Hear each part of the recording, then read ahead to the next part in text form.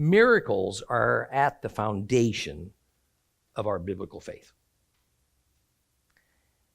It begins with creation itself is a miracle. I mean, after all, how does a universe that never before existed have a definite beginning?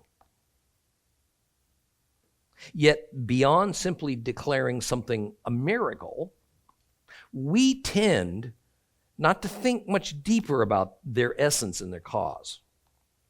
And last week, as we opened Matthew chapter 10, we immediately took a detour into the weird world of quantum physics for the purpose of rethinking miracles, since miracles would be part of the tool bag that each of the 12 disciples Christ sent out would be equipped with.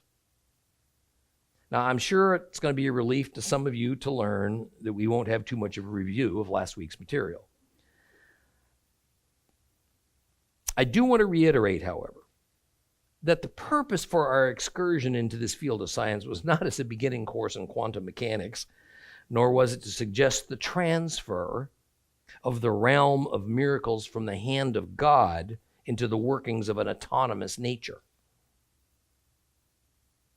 At least not as we've typically thought of nature. Rather, it was to demonstrate that despite the bold claims by modern scientists that we have a good handle on the behavior and even origination of the makeup of the natural world that includes the expanse of the universe, an orderly structure, inexplicable to the scientific world, which has as its underlying foundation unformed energy waves and bizarre subatomic particles. The field of quantum physics is proving that much of what was considered settled science to have been a mirage. The bottom line is that scores of experiments since the early 2000s through today are proving that nature is far stranger and more alien than we ever had any idea about, or anything we might have ever imagined. Therefore, the idea that miracles are supernatural, that is, miracles do not obey the laws of nature, has always been based on the assumption that we know what the fabric and what the boundaries of the natural world are. Therefore, when we observe something that happens that doesn't fit with our understanding of the natural fabric and its boundaries, resurrecting the dead, for instance, then these things are deemed as supernatural, beyond, outside that which is natural. The secular world has no real answer for the supernatural, much more than to either question the veracity of the observer, to deny it's happening, or to just owe it all to chance. The religious world has a different solution: God. Yet, is it that when God commands a miracle, that it amounts to a divine intrusion directed from heaven into the physical realm that we earthbound creatures live in? Is God overriding? Is he momentarily altering the laws of nature that he created? Or might it be that God, for a particular purpose, commands that nature behave in ways that it's always been able to behave, but we've just not known that it could? That is, what we call miracles were built into the substance of our universe from the beginning, at that moment that science calls the Big Bang. Although only now we are starting to recognize that perhaps only God on high understands the intricacies, the capabilities of it in ways that humans may never be able to. And even though we are starting to see deeper into the inner workings of God's creation, that doesn't mean that we will ever be able to harness it in the ways that he does. Now, the Apostle Paul made a comment to the believers in Corinth, that needs to be resurrected from history's dustbin and made the motto for believers everywhere in this, the early part of the third millennium AD. No matter what name we might choose to label ourselves with. From 1 Corinthians 3:19, he says this, "For the wisdom of this world is nonsense, as far as God is concerned. Inasmuch as the Tanakh says, he traps the wise in their own cleverness." Quantum physics is proving the truth of Paul's observation. Not that long ago, miracles were accepted as established fact, even among non-believers. Then upon the Enlightenment era in Europe that began in the early 1700s, the academic elite and science dismissed the notion of miracles, even of God and of the spiritual realm. And to this day, science looks down its nose upon those of us who believe in the reality of God and of miracles. It was science that has arrogantly told us they alone have the answers for how the universe, the natural world, came into being, how it operates, how it's going to end. They look at us and they demand, who are we going to believe? Who are we going to believe? Them? With all their brain power and knowledge and advanced technology, along with the consensus of opinion of experts? Or shall we believe some ancient volume of myth and superstition called the Bible? Now, as of 2020, the intellectually honest within the scientific community are no longer certain how to describe some of the most basic operations of the universe that even 10 years ago they took for granted. If one particle can know what another particle is doing across the expanse of the universe and instantaneously alter its characteristics, if an energy wave of probability can only become something of tangible substance when a conscious, sentient being observes it, could not even science humble itself enough to call the observable but unexplainable a miracle that has to have a higher source? Miracles happened. Only a few of them are recorded for us in the Bible. Miracles continue to happen. And especially as believers, we should expect them to happen in our lives as part of our journey with God. You know, I've talked to many who have miracle stories. I have experienced a couple myself.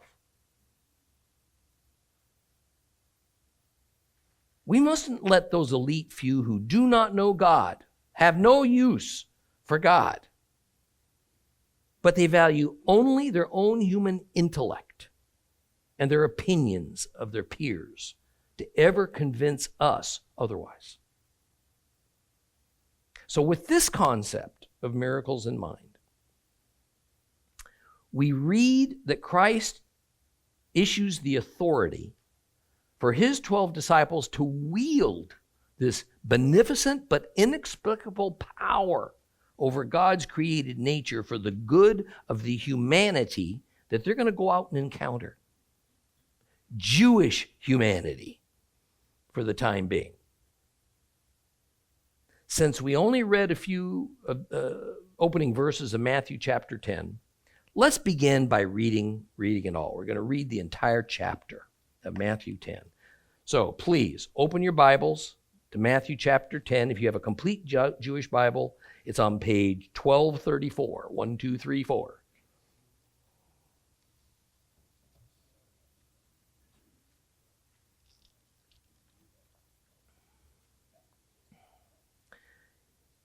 Yeshua called his 12 Talmidim, his disciples, and he gave them authority to drive out unclean spirits and to heal every kind of disease and weakness. These are the names of the 12 emissaries. First, Shimon, called Kepha, and Andrew his brother, Yaakov ben Safdai, and Yochanan his brother, Philip and Bar Talmai, Toma and Matthiao the tax collector, Yaakov ben Halphai and Taddai, Shimon the zealot, and Yehuda from Creote who betrayed him. These 12 Yeshua sent out with the following instructions. Do not go into the territory of the Goyim, the Gentiles. Do not enter any town of Shomron, Samaria, but rather go to the lost sheep of the house of Israel. And as you go, proclaim, the kingdom of heaven is near. Heal the sick, raise the dead, cleanse those afflicted with Surat, expel demons. You have received without paying, so give without asking payment. Don't take money in your belts, no gold, no silver, no copper. And for the trip, don't take a pack, an extra shirt, shoes, or a walking stick. A worker should be given what he needs. When you come to a town or a village, look for someone trustworthy and stay with him until you leave. And when you enter someone's household, say, Shalom Aleichem. And if the home deserves it, let your shalom rest upon it. If not, let your shalom return to you. But if the people of the house or town will not welcome you or listen to you, leave it and shake its dust from your feet. Yes, I tell you, it will be more tolerable on the day of judgment for the people of Sodom and Gomorrah than for that town. Now pay attention. I am sending you out like sheep among wolves. So be as prudent as snakes and as harmless as doves. Be on guard. There will be people who will hand you over to the local Sanhedrins and flog you in their synagogues. On my account, you will be brought before governors and kings as a testimony to them and to the Gentiles. But when they bring you to trial, do not worry about what to say or how to say it. When the time comes, you will be given what you should say. For it will not be just you speaking, but the Spirit of your heavenly Father speaking through you. A brother will betray his brother to death, a father his child. Children will turn against their parents and have them put to death. Everyone will hate you because of me, but whoever holds out till the end will be preserved from harm. When you are persecuted in one town, run away to another. Yes, indeed, I tell you, you will not finish going through the towns of Israel before the Son of Man comes. A Talmud, a disciple, is not greater than his rabbi. A slave is not greater than his master. It is enough for a Talmud that he becomes like his rabbi, a slave like his master. Now, if people have called the head of the house Beelzebul, how much more will they malign the members of his household? So don't fear them. There is nothing covered that will be not uncovered, or hidden that will not be known. What I tell you in the dark, speak in the light. What is whispered in your ear, proclaim on the housetops. Do not fear those who kill the body, but are powerless to kill the soul. Rather, fear him who can destroy both soul and body in Gehinnom. Aren't sparrows sold for next to nothing, 2 for an assarion? Yet not one of them will fall to the ground without your Father's consent. As for you, every hair on your head has been counted. So do not be afraid. You are worth more than many sparrows. Whoever acknowledges me in the presence of others, I will also acknowledge in the presence of my Father in heaven. But whoever disowns me before others, I will disown before my Father in heaven. Now do not suppose that I have come to bring peace to the land. It's not peace I have come to bring, but a sword. For I've come to set a man against his father, a daughter against her mother, a daughter-in-law against her mother-in-law, so that a man's enemies they will be the members of his own household. Whoever loves his father or mother more than he loves me, it's not worthy of me. Anyone who loves his son or daughter more than he loves me, it's not worthy of me. And anyone who does not take up his execution stake and follow me, it's not worthy of me. Whoever finds his own life will lose it, but the person who loses his life for my sake will find it. Whoever receives you is receiving me, and whoever receives me is receiving the one who sent me. Anyone who receives a prophet because he is a prophet will receive the reward that a prophet gets. And anyone who receives a tzaddik, a holy man, because he is a tzaddik, will receive the reward that a tzaddik gets. Indeed, if someone gives just a cup of cold water to one of these little ones because he is my disciple, yes, I tell you, he will certainly not lose his reward.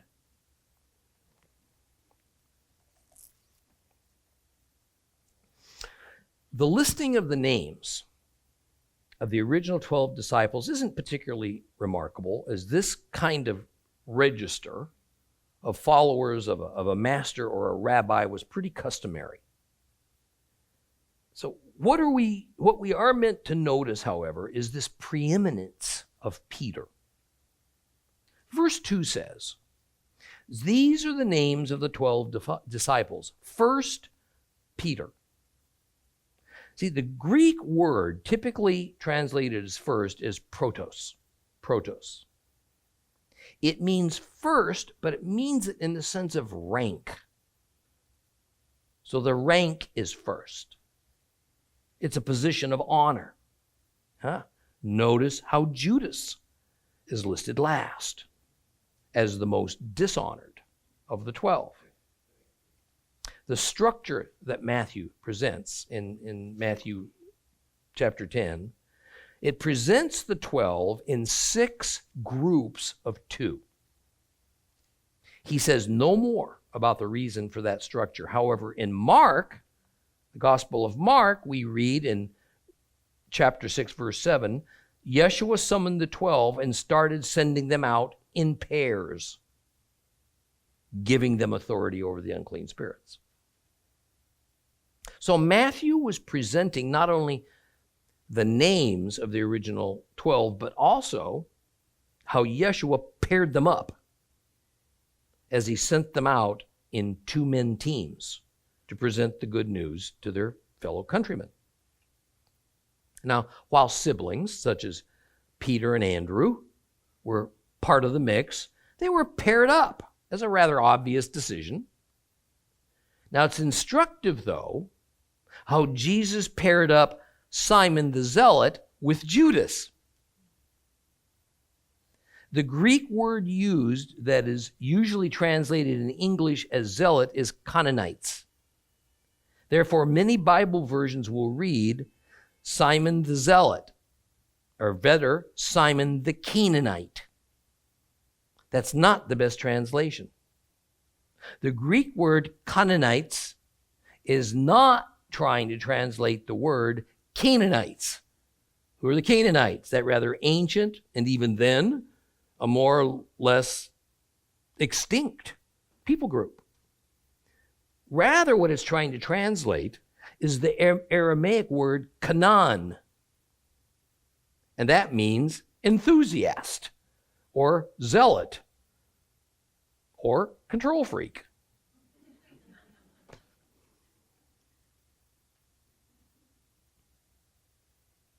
Saying that Simon, was a zealot meant that he belonged to a militant movement of Jews that advocated for resistance, even rebellion against Rome. Zealot, the term, was intended to distinguish a man who was zealous for the Torah.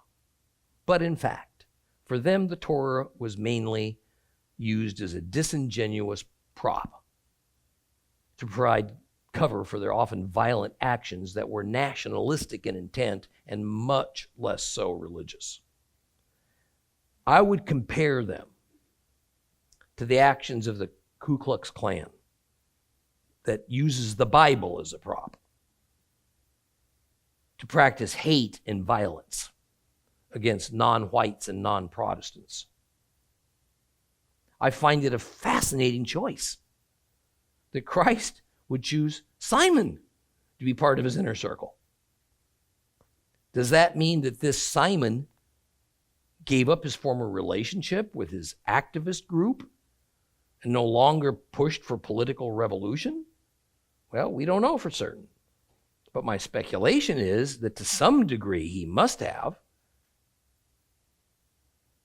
But even more head-scratching is the choice of Judah, better known in Christendom as Judas.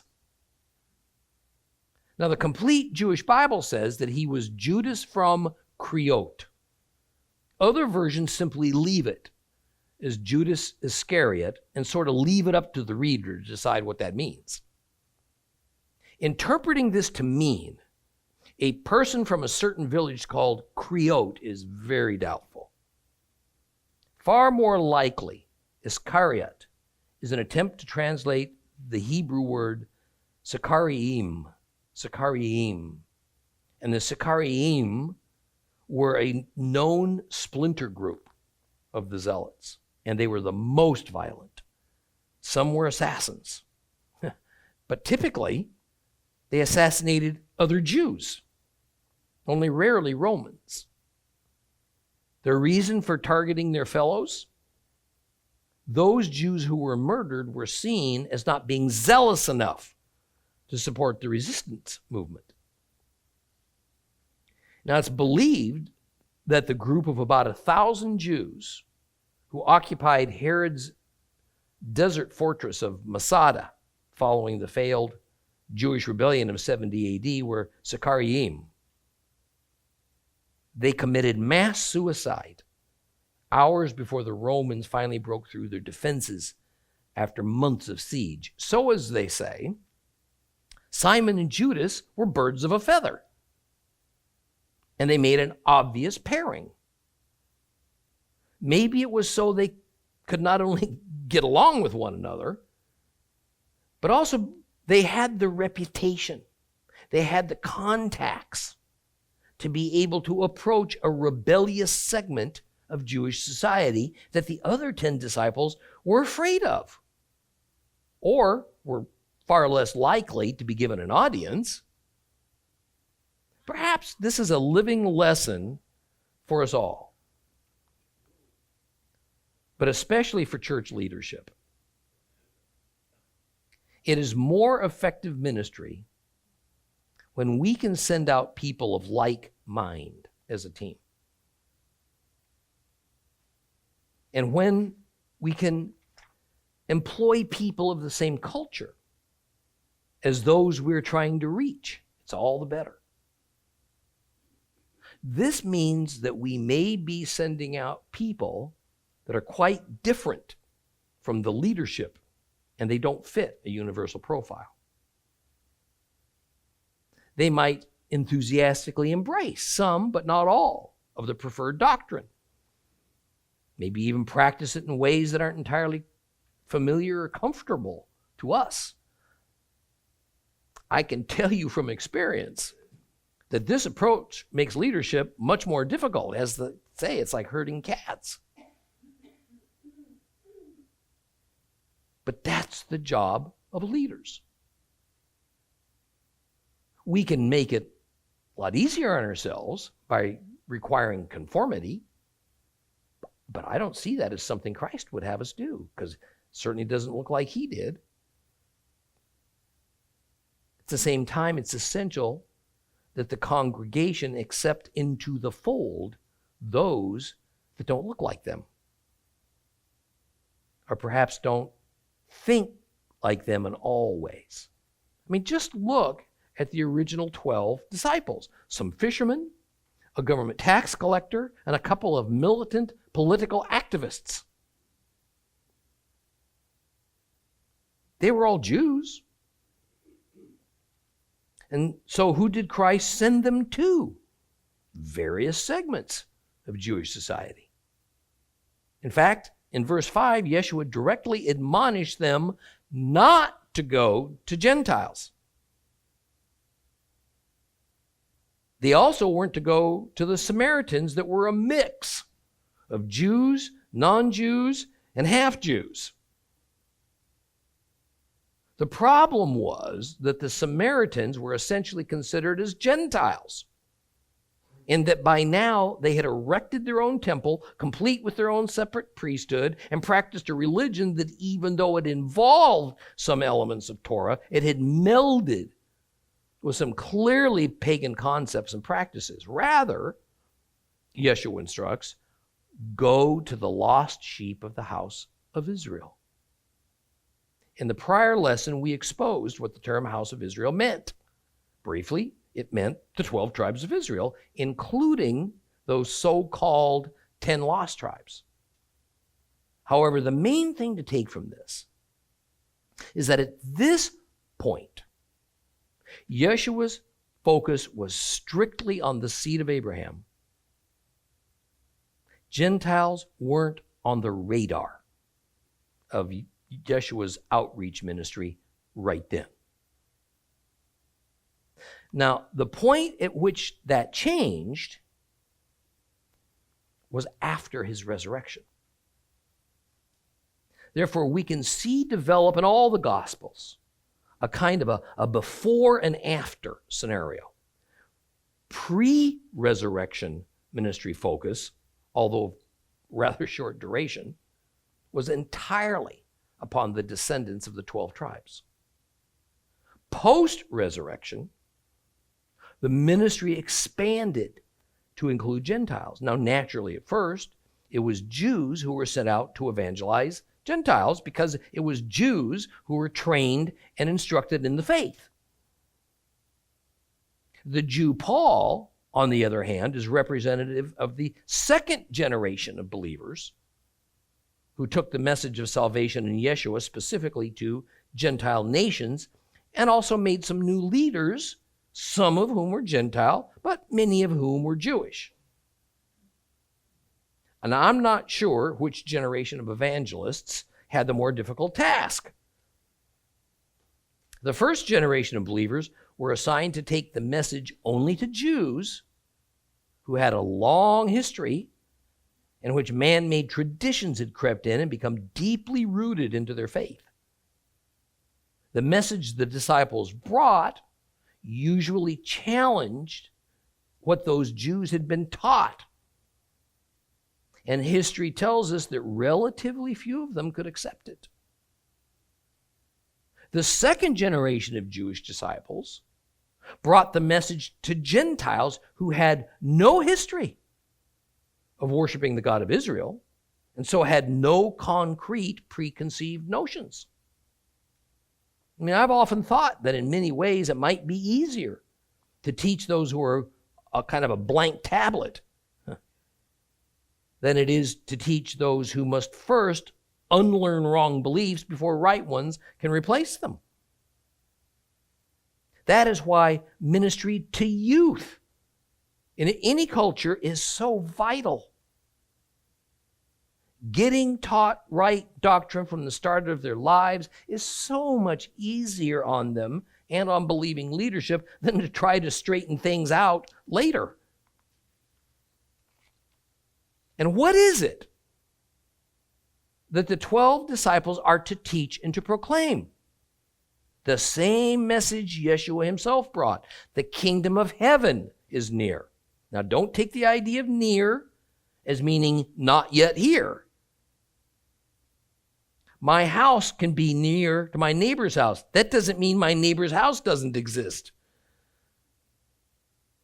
Later, as we encounter Christ's several recorded parables, we're going to find that many were attempting to explain this difficult concept of the kingdom of heaven to the Jews. So get it clear in your minds.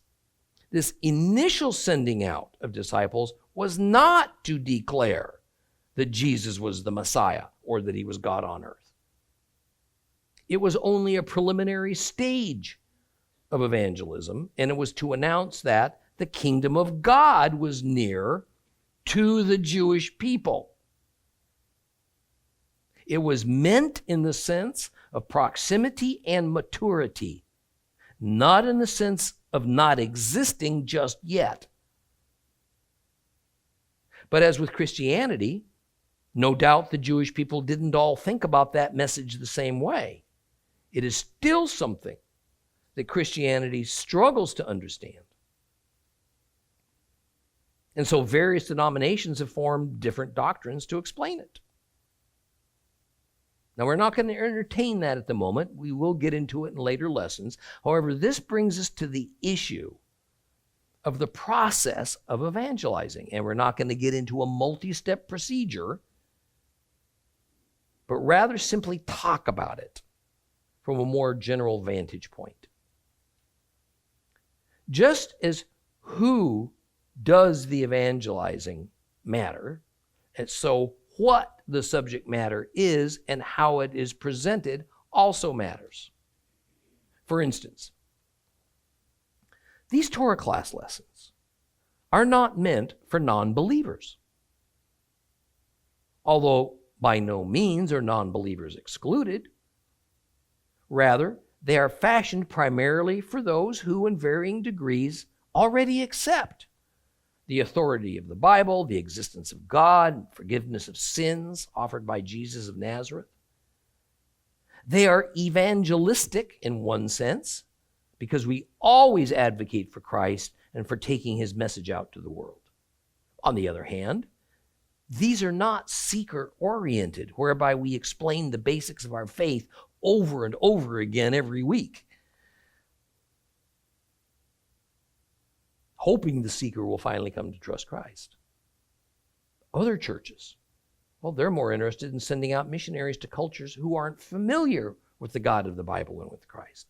Some simply want to do good deeds in the community. They do not emphasize it as any more than that. And there are many more examples I could cite, but that'll do for now. The issue is there are many motives and means that are perfectly valid in the process of evangelism.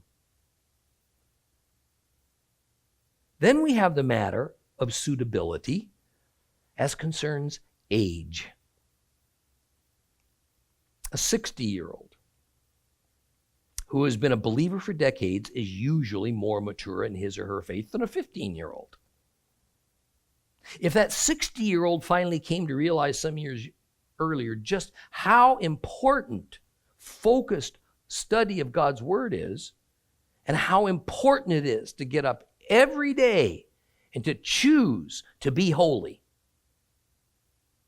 then he knows and understands God, his commandments, and how God operates at a much deeper level than a 15-year-old who simply has not lived long enough to experience God so fully or to acquire that biblical knowledge.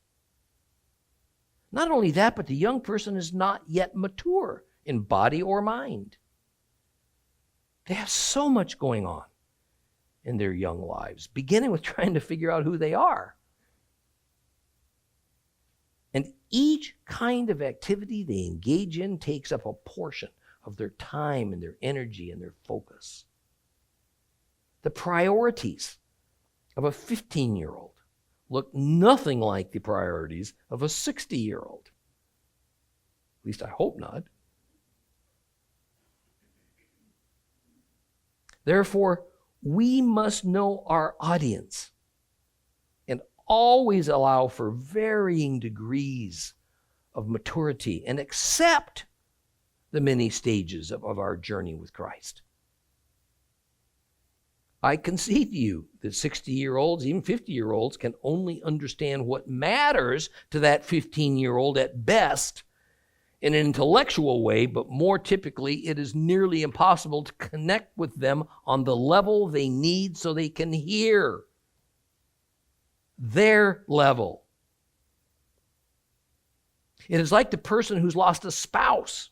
It's far more able than one who is not to be able to connect with and comfort a person that's recently widowed.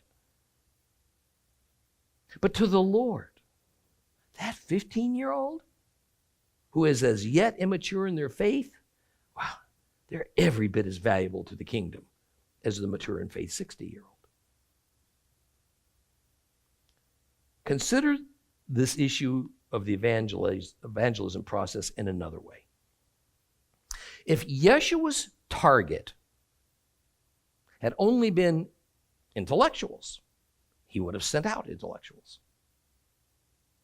If his target were only the common folk, he would have sent out only common folk and not also a tax collector who by definition was educated and held a privileged position.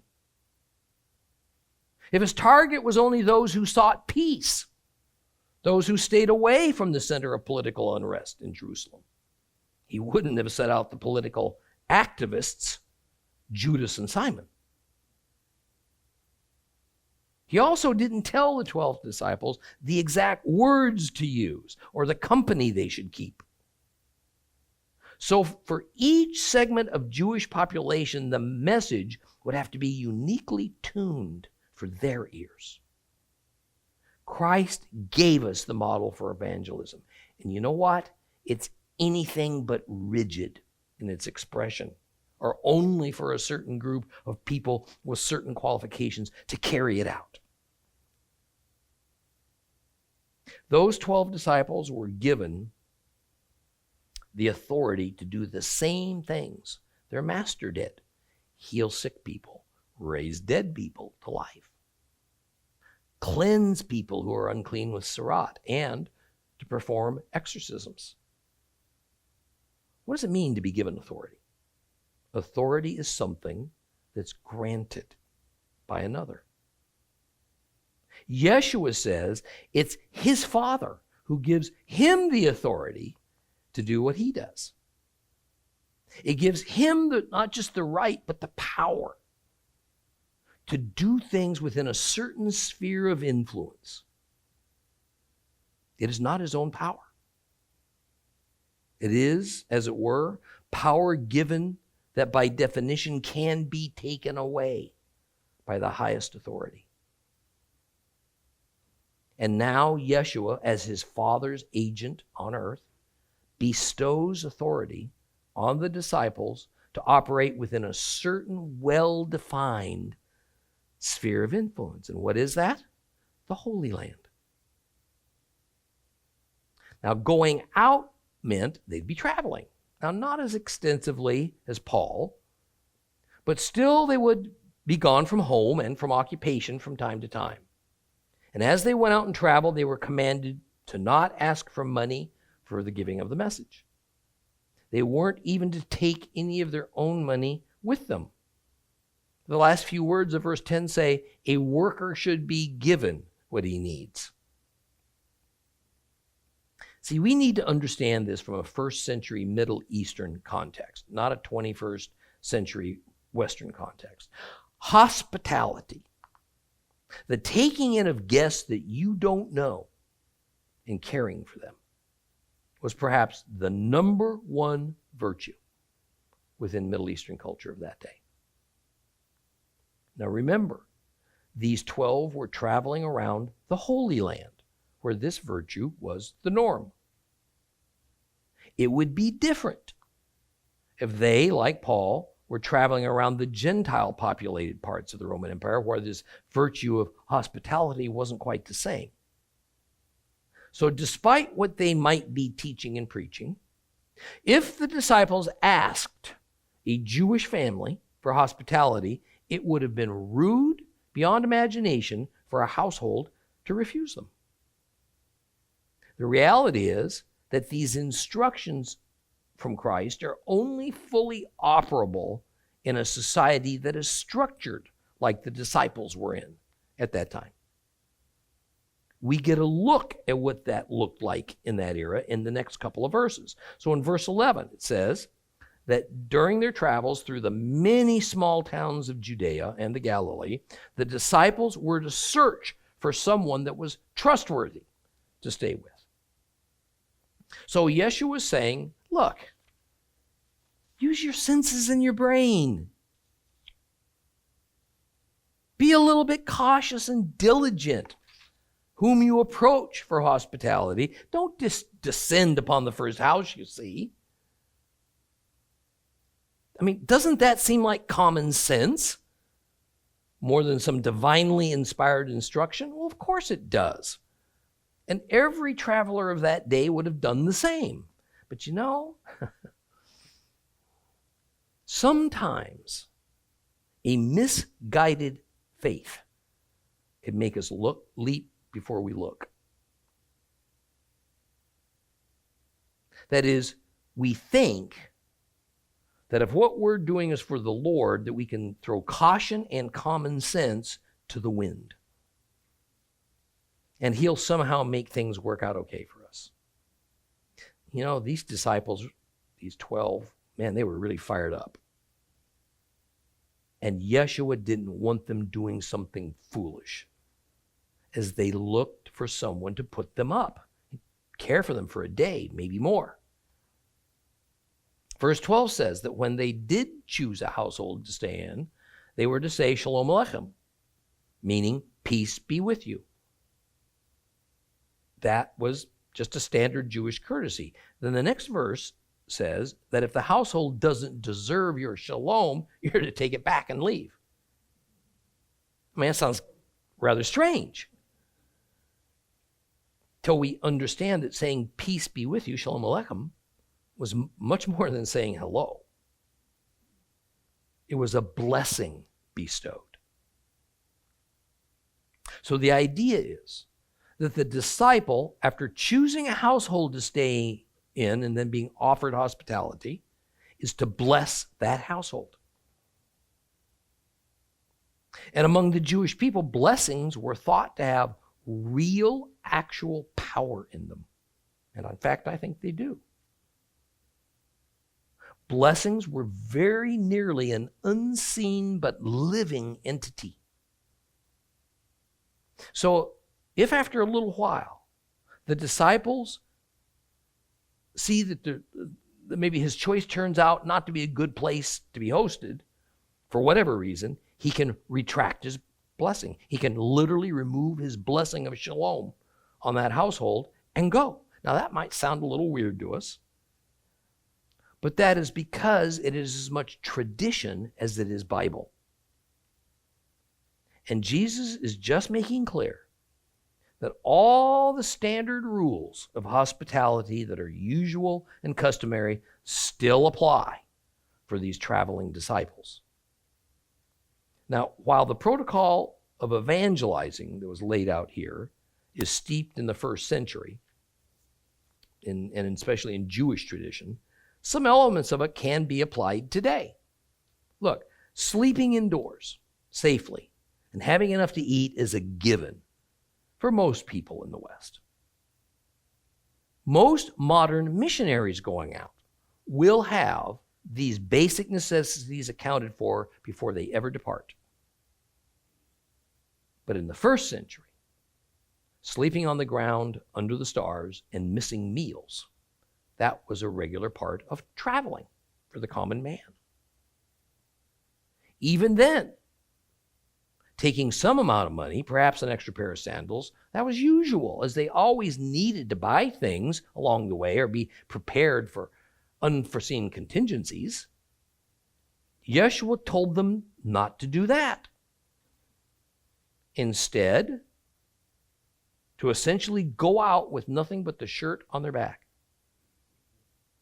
This was to be a true faith ministry. But true faith ministry does not mean, as it seems to today, having all your needs and comforts met. It will also involve the very real likelihood of discomfort, maybe even danger.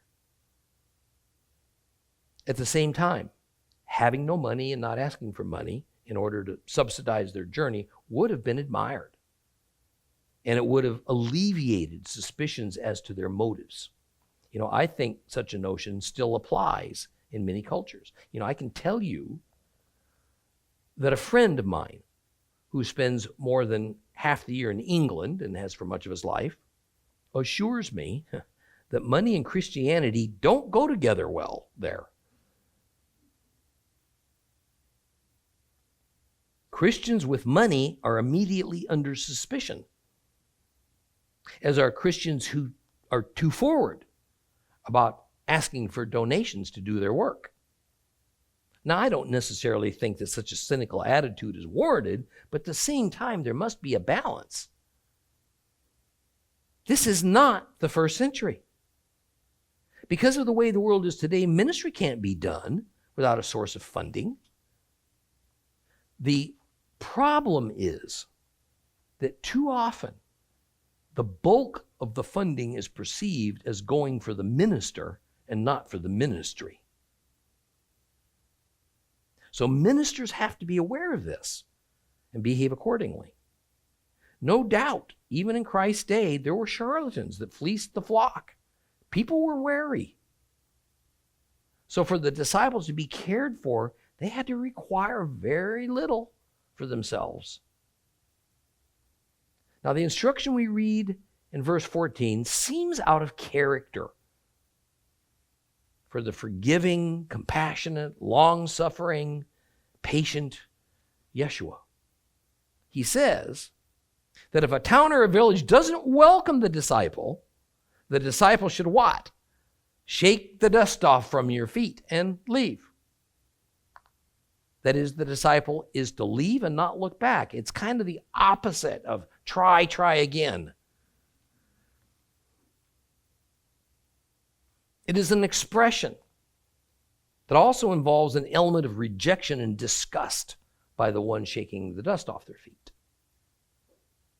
Now, what kind of town might not welcome the disciple? Of course, it's one that doesn't want to hear, doesn't want to accept the good news of the disciples about the arrival of the kingdom of heaven. So the village gets into a confrontation with the disciple and doesn't want them there. But a little bit more plainly, the townspeople like what they believe. They're comfortable with what they believe. They don't want to discuss it. They don't want to have their lives messed with. Is this not what the main problem is with those who reject Christ? They inherently know that if they accept his truth, then they're going to have to turn away from things they've believed or they've liked up to now. And that their lives are going to be different. But I can also attest to you that it is the same way within Christianity. Those who have accepted wrong teaching and live securely within their own personal spiritual bubbles don't want it popped. They don't want anything about their understanding of God or the Bible challenged because it might require some soul searching and some change. The 12 disciples were going to Jewish towns. They were going to go out and talk to Jewish people, nobody else. These people, of course, had a centuries-long Hebrew faith background. They didn't question if the God of Abraham, Isaac, and Jacob was their God or if he was real. So what was the problem that Yeshua says the disciples were going to occasionally encounter? Well, while we can't know what each individual the disciples encountered truly believed or thought about their faith, it certainly wasn't the same for everyone. And whatever it was exactly, the disciples told these folks about the arrival of the kingdom of heaven meant, for many Jews, it wasn't welcome. And, says Jesus, when that welcome mat's pulled up, leave. Spend your time and effort elsewhere. Now, word to the wise. If I've received one, I've received 100 emails and letters from on-fire believers and the followers of Torah class that tell me they have tried and tried to tell their pastor or elders or some members of their congregation that they attend, that they perhaps need to delve deeper into the Bible or to re-examine some of the doctrines they preach and practice. And when they are rejected or even shunned, they tell me they're going to hang in there. And they're going to win that battle of wills because truth is on their side. They're going to stay. They're going to keep fighting to have what they've learned given a proper hearing before their church leadership, even if they don't have a friend left by the time they're done.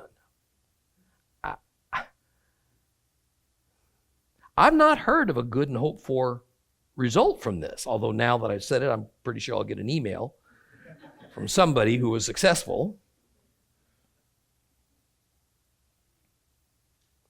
The point's this: while it isn't necessary that we all have to agree on every nuance of every doctrine of the church or synagogue you attend in order for you to stay and enjoy your relationships, beware that you don't stay in a situation where you're wasting your time, or you're being a pebble in the shoe to those around you, or you're causing conflict. I grant you that going upstream against the current is in some way part of every believer's experience. But going to a communal worship service and listening to your rabbi or pastor, that ought to be a joy, not a negative experience. It wasn't going to be good for the town or for the disciples if they were expressly not wanted. So Christ said, leave, if that was the case. And equally so, it's not good for you. And it's not good for your congregation that you're part of if there's a serious gulf in what you each strongly believe and hold on to. It's not good for you. Well, verse 15 has Yeshua laying out the consequences for that town or village rejecting not only the message, but the messenger who brings it. He says it will be even more destructive for them on the day of judgment than for what happened to Sodom and Gomorrah. When will that consequence he is speaking of arrive?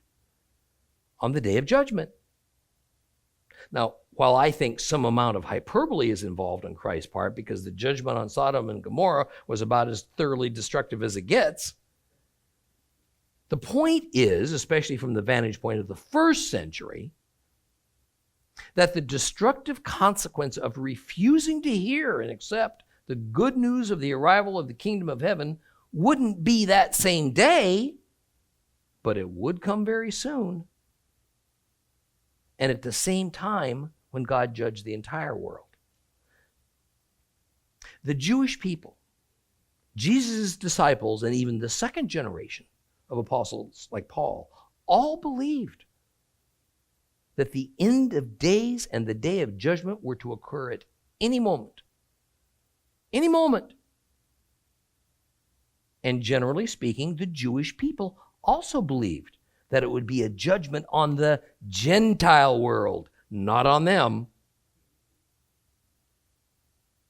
So whatever Yeshua precisely meant about the consequences for denying his message, the consequence would occur very soon. And more importantly, the Holy Land and the Jewish people would not be held harmless from it. We'll continue in Matthew next week.